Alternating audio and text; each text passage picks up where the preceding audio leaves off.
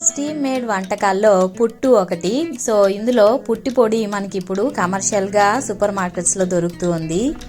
ముందైతే మనము బియ్యం పొడి దంపించుకొని వచ్చి చేసేవాళ్ళం అనమాట. ఇప్పుడు కమర్షియల్గా దొరుకుతున్నాయి, ఈజీ టు ప్రిపేర్.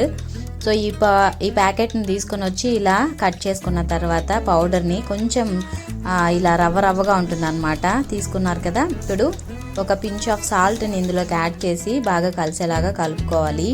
ఇప్పుడు నీళ్ళను చిలకరించుకుంటూ లైట్గా అలాగా పొడిగా వచ్చేలాగా ఈ వాటర్ అంతా కూడా పొడికి పట్టేలాగా ఇలా పట్టాలన్నమాట. ఇది రైస్ ఫ్లోరు. సో ఇలా బాగా కలిపి తడిపినటువంటి ఈ పిండిని కొంచెం సేపు మూత పెట్టి అలాగా ఉంచుకోవాలన్నమాట.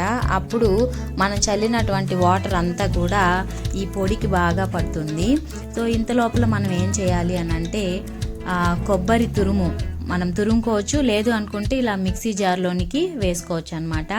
వేసుకుని కొంచెం సువాసన కోసం యాలకులను కూడా యాడ్ చేసుకున్నట్టయితే టేస్టీగా ఉంటుంది అనమాట. సో స్వీట్ లాగా మనం పుట్టును తీసుకోవాలి అనుకుంటే ఇలా యాలకులు వేసుకుంటే చాలా టేస్టీగా ఉంటుంది, లేదు అనుకుంటే స్కిప్ చేయొచ్చు. సో ఇలా పౌడర్గా వచ్చినటువంటి ఈ కొబ్బరి తురుమును తీసుకుని వెళ్ళి ఇప్పుడు వీటన్నిటిని కలిపి కోరుకోవాలన్నమాట. ఇలాగా పుట్టు మనకి స్టీమ్ పెట్టడానికి ఒక కమర్షియల్గా దొరుకుతున్నాయి ఇప్పుడు మార్కెట్లో. ముందైతే ఇడ్లీ పాత్రల్లో పెట్టుకునే వాళ్ళం కదా, ఇది వచ్చి పుట్టు గిన్నె అనమాట. దీన్ని తీసుకున్న తర్వాత మనకి ఇలాగా మురుకుల తవ్వలో ఉంటుంది కదా, ఇలాంటి జల్లెడు ఉంటుంది అనమాట, అది అందులోపల వేసేయాలి. ఇలా వేసినప్పుడు స్టీమ్ మన కింద నుంచి మనం పెట్టేటటువంటి ఈ పిండికి పడుతుంది అనమాట. సో ఇలా పెట్టుకున్న తర్వాత మనం ఆల్రెడీ తడిపి ఉంచుకున్న పౌడర్ ఉంది కదా, దీన్ని బాగా ఒకసారి ఇలా కలుపుకున్న తర్వాత మనము ఈ పుట్టు గిన్నెలోనికి వేసుకోవాలన్నమాట. ఇది ఇలా స్ట్రైట్గా ఉంది కదా, కేరళ స్టైల్ అనమాట. సో మనము అలాగే కూడా కొంతమంది టిఫిన్స్గా కూడా చేసుకుంటారనమాట. సో ఇప్పుడు ఈ పౌడర్ని అంతా కూడా ఇందులోనికి వేసుకోవాలి. వేసుకుని ఒక లేయర్ ఈ పౌడరు ఇంకా ఒక లేయరు కొబ్బరి తురుము వేసుకున్నట్లయితే రెండు కూడా బాగా స్టీమ్ అవుతూ ఉంటాయన్నమాట. ఇంకా కలుపుకోవడానికి కూడా ఈజీగా ఉంటుంది. ఇదంతా కూడా ఇప్పుడు ఇందులో వేసుకుందాము. ఇలా మనం ఫ్రీ స్టైల్లో వేసుకోవాలన్నమాట. అప్పుడు ఆవిరి బాగా మనకి మొత్తం పిండికి అంతా కూడా పడుతుంది. ఇప్పుడు ఈ చిన్న లిడ్ ఉంది కదా, దీన్ని ఇలాగా క్లోజ్ చేసుకోవాలన్నమాట. సో ఇలా క్లోజ్ చేసుకున్న తర్వాత మనం ఆల్రెడీ కింద ఇలా చెమ్ములాగా ఉంది చూసారా, అందులో వాటర్ వేసుకోవాలన్నమాట. ఇంకా ఆ స్టీమ్ బయటకు రాకుండా ఒక చిన్న క్లాత్ని కూడా పెట్టుకున్నాను. సో వాటర్ వేసుకున్న ఆ లెవెల్ వచ్చి అదంతా పైన పిండి, ఇంకా వాటర్ లెవెల్ కింద ఉంటుంది అనమాట. అక్కడ వరకు వాటర్ వేసుకుంటే సరిపోతుంది. సో ఒక 1 ఇంచ్ వరకు వేసుకుంటే సరిపోతుంది అనమాట. ఇప్పుడు ఇది మనము గ్యాస్ స్టవ్ మీద పెట్టుకొని స్టీమ్ వచ్చేలాగా పెట్టుకోవాలి. ఒక 10 మినిట్స్ పెడితే సరిపోతుంది అనమాట. సన్న మంట మీద పెట్టుకుంటే సరిపోతుంది.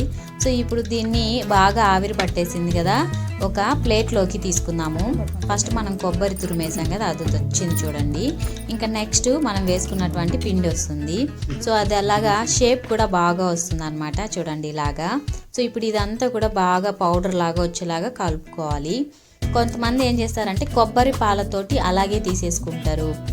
ఇంకా లేదు టిఫిన్కి తీసుకోవాలి అని అంటే కొన్ని మన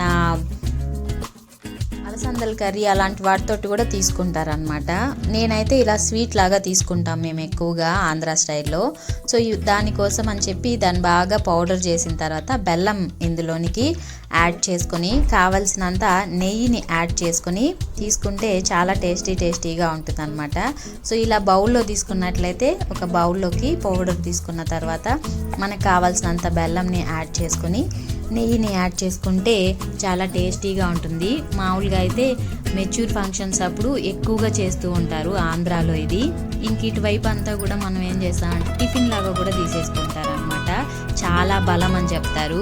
ఇంకా బెల్లంలో ఉండేటటువంటి ఐరన్, ఇంకా పౌడర్లో మన బియ్య పిండిలో ఉండేటటువంటి కార్బోహైడ్రేట్స్, ఇంకా నెయ్యిలో ఉండేటటువంటి ఫ్యాట్స్ అన్నీ కూడా చిన్నపిల్లలకు కానివ్వండి, ఇంకా లేడీస్కి ఇంపార్టెంట్గా చాలా ఉపయోగపడతాయి అన్నమాట. ఈ రెసిపీ కనుక నచ్చినట్లయితే లైక్ చేయండి, షేర్ చేయండి,